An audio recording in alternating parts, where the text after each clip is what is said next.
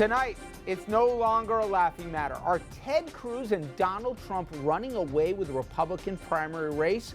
Well, new signs that the GOP establishment are all but giving up on the rest of the field, with Sarah Palin and Glenn Beck moving into center stage in the party once again. Plus, scandals rocking the executive mansion in Michigan. Did the governor there put politics ahead of clean water and functioning schools? And if so, what should happen next? And later, Oscars so white. What began as a hashtag, now a full-fledged protest with boycotts coming to the big award show. We'll say, is it right or is it going too far? Plus, we'll have the latest on the big winter storm heading our way, and we will put a potential candidate for Congress on the spot. Will he run or won't he? Will he be coy? Good evening and welcome to RFL. I'm Richard French. Thank you so much for joining us. I'll let you guess on the table who I'm talking about in a second. But we begin with a Republican fight for the White House. And even though it is only January, it is getting late early for Republicans. As of tonight, we are just 10 days from the Iowa caucuses and just 18 days till Andrew will be telling us what's happening on the ground in New Hampshire in the primary there. And more, it is looking like this may end up being a two-person race for the GOP nomination. Who would have thunk it? Certainly not me. Donald Trump and Ted Cruz. The numbers, they're starting to bear this out. Nate Silver, the stats and polling whiz at 538, now gives Cruz a 52% of chance of winning Iowa. Trump sitting at 31%. If Silver's right, that leaves just 17% chance for anybody else in the field to win. Then we go to New Hampshire. Silver's got Trump's odds sitting at 43% and Cruz ahead of everybody else. And now both frontrunners are turning to some, well, let's say conservative star power for help. Sarah Palin, now all in for Donald Trump, you betcha. Duck Dynasty's Phil Robertson, I'm not making this stuff up, arming Ted Cruz with a Republican campaign ad, and Glenn Beck ready to blaze the trail with Cruz in Iowa this weekend. This is what passes for star endorsements in today's GOP. Meanwhile, there is a growing sense among the Republican establishment, who never thought we'd be where we were in now late January, that this might be as good as the choices are going to get here for this cycle. Stories popping up across the media like these. Republicans argue over whether Trump or Cruz the greater threat, and the GOP establishment's risky bet on Trump, which focuses on how many mainstream Republicans just so despise one Ted Cruz. One of those, Bob Dole, the 96 Republican nominee for president. Dole warning of cataclysmic, his words, as well as wholesale losses if in fact Cruz wins the nomination, calling Cruz a, quote, extremist instead of conservative, and adding that nobody in Congress likes Cruz. Dole, just the latest big-name Republican to go after the Texas senator. And earlier this week, Iowa Governor Terry Branstad saying he'd want to see Cruz lose his state's caucuses. While top Senate Republican Mitch McConnell refused to help Cruz on questions of his eligibility for the White House after calling Cruz what could be the biggest insult in the GOP, calling Cruz an effective Democratic leader. So let's get into this and more with tonight's panel. Brad Gerspan, political consultant, founding partner of Gotham Government Relations, and a possible Democratic candidate for Congress in New York's 3rd District. We'll get into that in a little bit.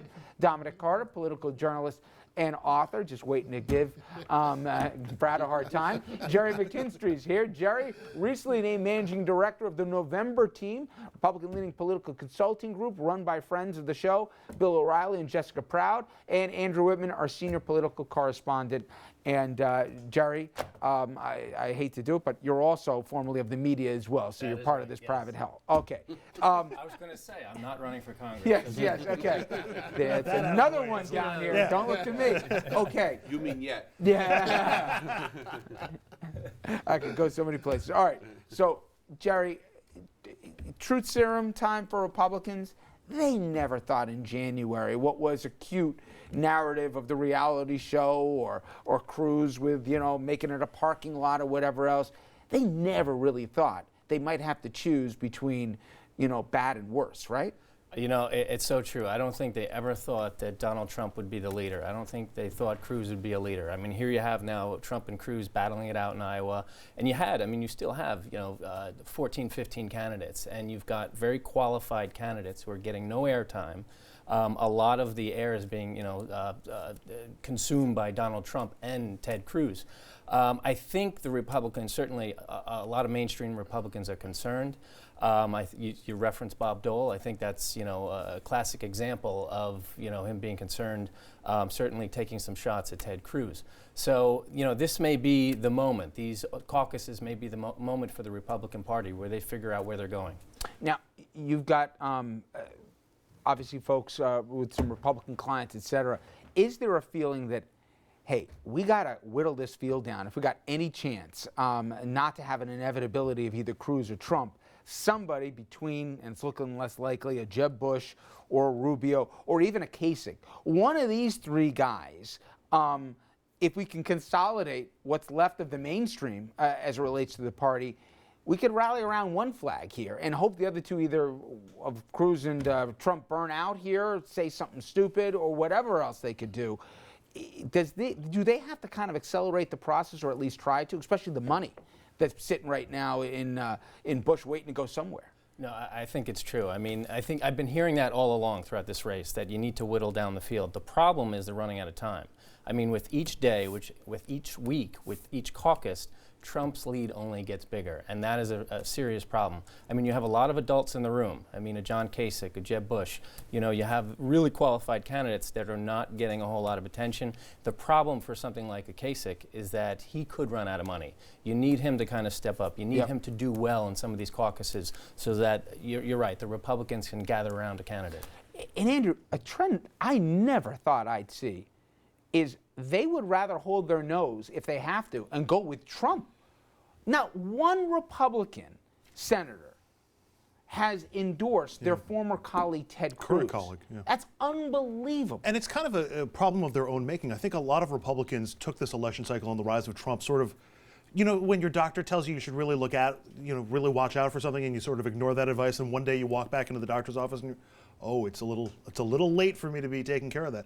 I think a lot of Republicans thought, like we did, that he was going to crash and burn on his own, and that there wasn't going to be a problem there, and that they're almost, Cruz and Trump are almost at escape velocity, where they're just going to have all the momentum and be able to build on what happens in Iowa and what happens in New Hampshire and roll through this field. I think the mainstream Republicans do have to consolidate, but Bush is the only one who has any money, and he has no popularity. Christie and Kasich could be out of money pretty quickly. Rubio might be able to stay in the game.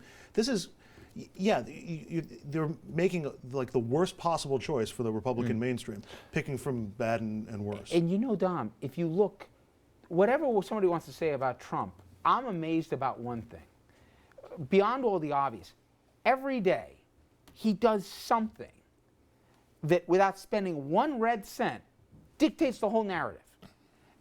And even if he says, all right, you know what am I going to do today that's going to make everybody talk about me so I can call into the TV shows, not even show up in the studio, and I'm going to be in the A block of all the networks. I can pick the ones I want. But think about the names we're talking about. Sarah Palin, right? And if anyone heard her, I'm going to play a clip from her in a second. Oh my God, I think we got dumber as a country at the end of that thing, right? But now, Glenn Beck, and who was the other one I just threw out there? Pardon me? Phil Robertson. Phil Robertson, right? The guy's an out-and-out racist, right? I mean, and now these are guys they're filming commercials with, and they're the go-to gets. It's amazing to me how far this is going, and I think Andrew's right. I don't think people saw this coming. It's too late to dial it back. Either they got to wrap their arms around it, or I don't know what else they can do. Well, I'm trying to figure out where to start at here, Richard. Frankly, the folks that are supporting Trump, they could care less what any of us at this table have to say. Many of them see Sarah Palin as a conservative star. She may be completely out of her mind. I concur and agree with that. That the more she talks, the more she will get anyone in trouble. But the fact of the matter is, to help Trump in this GOP primary, it was a stroke of genius, and you can say whatever you want, because he does do exactly what you said. Not exactly. One Republican, by the way, other candidate criticized her because right. they're all afraid of and taking Richard, off the base. And they're all starting to line up behind Trump. Ted Cruz is never going to happen. I mean, it's worth talking about. Nobody's ever going to go for him, period. Brad, this president's been blamed Congressman, for please. just about. I'm sorry. Yes, thank you. Hey, By the way, Congressman. I like how Andrew was like, let's see if we can get it out of Brad.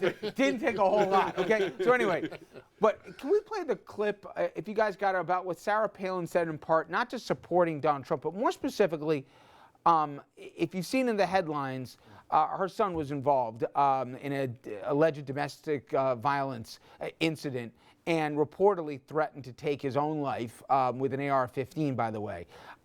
His mother, Sarah Palin, claims that he's suffering from PTSD, as he was a veteran of recent conflict in the Middle East. This is what she had to say, though, more specifically about who's to blame for the actions allegedly that occurred involving her son. My son, like so many others, they come back a bit different. They come back hardened.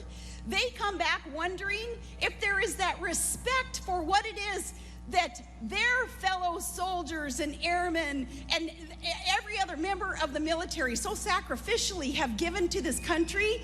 And that starts from the top. It's a shame that our military personnel even have to wonder if they have to question if they're respected anymore. It starts from the top. The question, though, that comes from our own president, where they have to look at him and wonder, do you know what we go through? So, again, I've seen a lot and heard a lot, especially in this campaign I haven't heard in the past.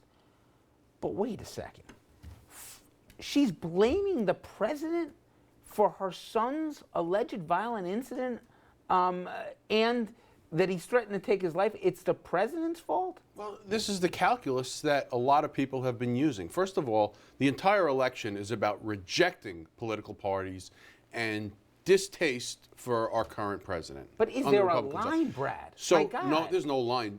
Donald Trump crossed that line. He can't see that line anymore from his rearview mirror. It just doesn't exist. So, Sarah Palin blaming the president, speaking about veterans and some of their problems, that's the narrative here. That's what works. So what she said appeals to a whole heck of a lot of Americans, the same Americans that are supporting Donald Trump. This is an entire rejection of the political system and the political party system. We're talking here, and I think it's a great idea. I've heard it over and over time about manufacturing a candidate here by consolidating the field and putting it behind Rubio or what have you, or Jeb Bush. But you can't just do that. The people's will is very different here. And you even see it on the Democratic side, let's be honest. Yep.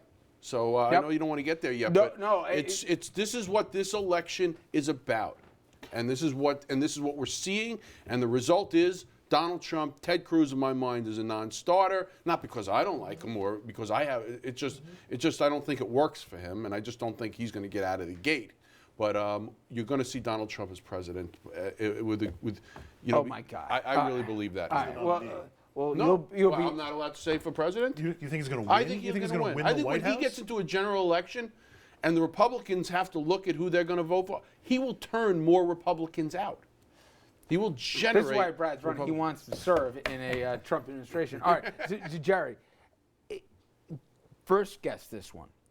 Do you think that the public's going to be shocked after New Hampshire and Iowa are in the books that the media got it so wrong, that we overinflated what turned out to be curiosity but really not tangible votes for the public? Or will we say, my God, if anything, we estimated just how real this Trump-Cruz thing is right now, this Sanders thing is? Is this just flirtation by the public with something new because they just want to? Or do you think this is real? I do think it's real. I think there's a lot of time, between now and the caucuses, and history shows that people make their decision sort of last minute. They make it in the days approaching the vote. But this is real, and I think what makes this different is that voters who have not voted before, voters who have not participated in a caucus before, are really kind of pushing Donald Trump ahead. They're pushing a Bernie Sanders ahead. If you take that block out of the polling, out of that sort of thing, it's a much narrower field. So I think it's bringing out the campaigns that bring out the new voters are the ones that are going to propel forward. Absolutely, and that's exactly the point. Is they are generating interest in politics from people who ordinarily had very little to no interest in politics. Almost like an Obama effect. Exactly like an Obama. It's not almost. It's exactly like the No Obama doubt about effect. it. All right. We may not like it. There may be. Well, let me just say. some people may not You're like already it. becoming a politician. You can't. You're ignoring rap times. All right. All right. Coming up next Do on your thing. RFL, inside some of our region's most competitive house races. Listen, a lot of times these things are pro forma. Not this time. And by the way, could this guy be Long Island's next congressman? Will he even run? I think you know the answer to that second question. And given what the current man in that job, Steve Israel, is saying, why would anybody, including this guy, want the gig anymore? We'll get into that after this.